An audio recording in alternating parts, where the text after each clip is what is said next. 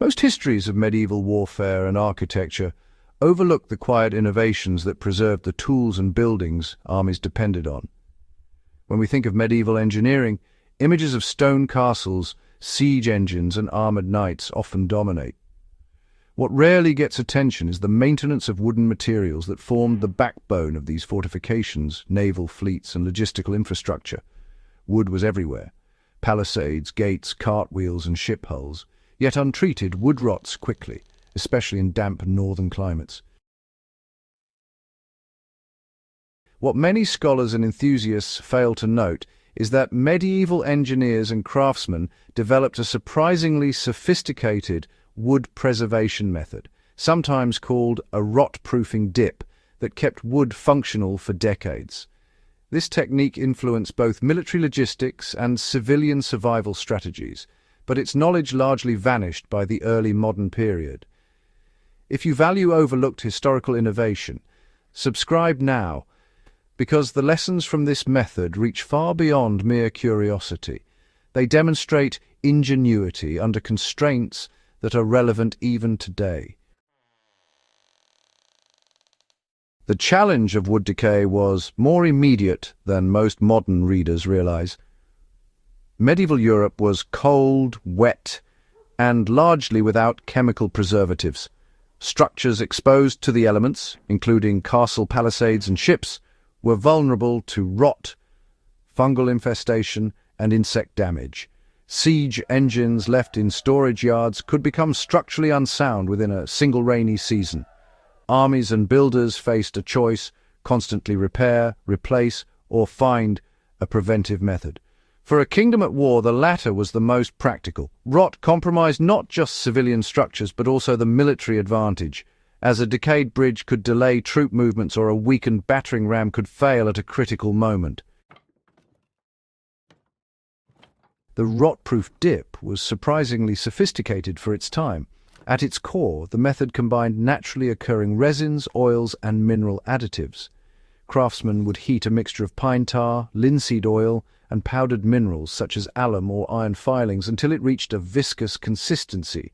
Wood components, planks, beams, or hull timbers were either soaked in this mixture or repeatedly brushed with it while warm. The result was a penetrative coating that inhibited moisture absorption and created a surface hostile to fungal growth.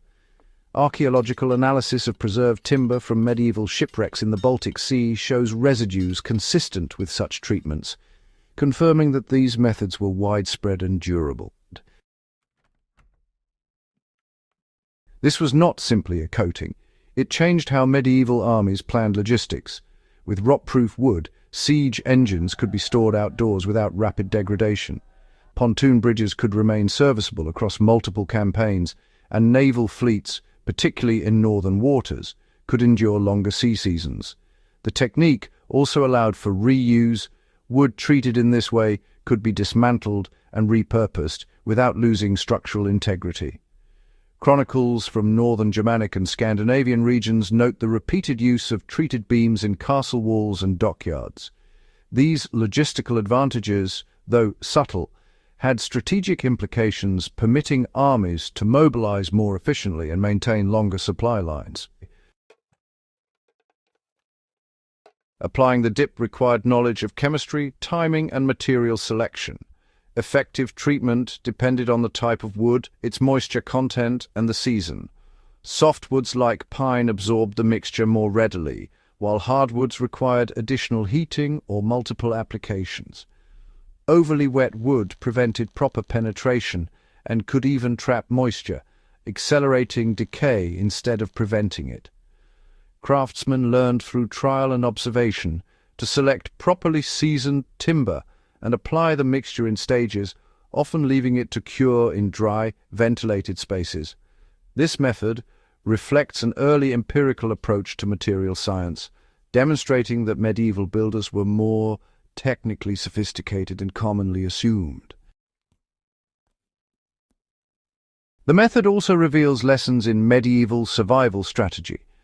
For civilian populations, treated wood extended the lifespan of houses, granaries, and water wheels, structures essential for winter survival and agricultural continuity. In military contexts, The technique reduced the need to forage for replacement timber near contested zones, minimizing exposure to enemy activity. Commanders who recognized the value of treated wood could maintain fortified positions longer, effectively buying time in strategic campaigns. In many ways, rot-proofing timber was as crucial to survival and operational efficiency as armaments or cavalry strength. There were, limitations and trade-offs to the technique. Preparation and application were labor-intensive and required significant resources.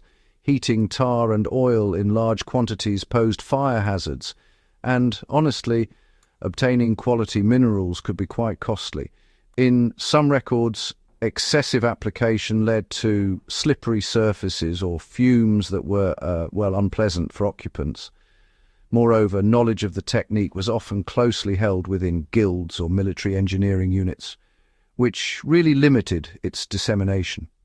Despite these challenges, the long-term benefits, structural longevity, reduced maintenance, and strategic flexibility often justified the effort, particularly for state-sponsored construction projects or elite naval fleets.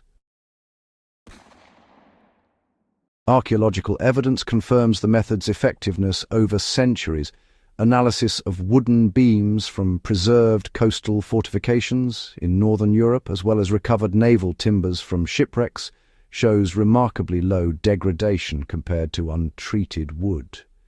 Chemical residues indicate the presence of tar, oil, and mineral compounds, suggesting that medieval craftsmen understood the synergistic effects of these materials on microbial and fungal resistance.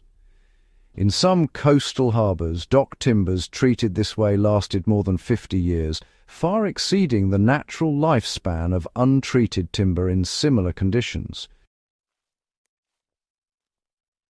Modern survivalists and historians can, really learn from this approach. The medieval rot-proof dip exemplifies a practical solution to resource scarcity and environmental hazard. It emphasizes sustainable material use, preventive maintenance, and careful observation of natural properties, principles that are still relevant in contemporary survival scenarios. For anyone constructing shelters in wet climates or restoring historical wooden structures, the combination of heat, resin, and mineral additives remains quite instructive. The technique also illustrates the broader lesson that technology need not be complex to be effective. Empirical understanding of materials and patient application can yield remarkable results. The disappearance of this knowledge reflects broader shifts in technology. By the early modern period, chemical preservatives, such as creosote, arsenic compounds, and synthetic resins became dominant. Guild knowledge of traditional wood dips diminished, and many regional methods were lost. While these new methods offered speed and uniformity, they often overlooked the nuanced environmental integration that medieval methods provided: slow curing, low toxicity, and material longevity without heavy industrial input. This transition underscores the historical tension between empirical, localized solutions and industrial-scale innovation. Understanding these methods enriches our view of medieval life. When we study castles, fortifications, and naval fleets, we tend to focus on size, armament, and strategy. Yet the survival of these structures often depended on subtle, labor-intensive practices like rot-proofing. Recognizing the importance of this method provides a more nuanced appreciation for medieval engineering, the daily labor of craftsmen, and the intersection between technology, survival, and warfare. These seemingly minor innovations had lasting strategic consequences and shaped both military and civilian life in Northern Europe. Preserving and remembering these lessons matters for both history and practical knowledge. The rot-proof dip may not appear in standard military histories or mainstream medieval studies, but it illustrates the ingenuity that allowed societies to endure harsh climates and sustain complex infrastructure. By studying these techniques, historians, engineers, and survivalists gain insight into resource management, environmental adaptation, and applied empirical knowledge in historical contexts. Understanding the subtle but critical innovations of the past enriches our perspective on human resilience and technological problem-solving.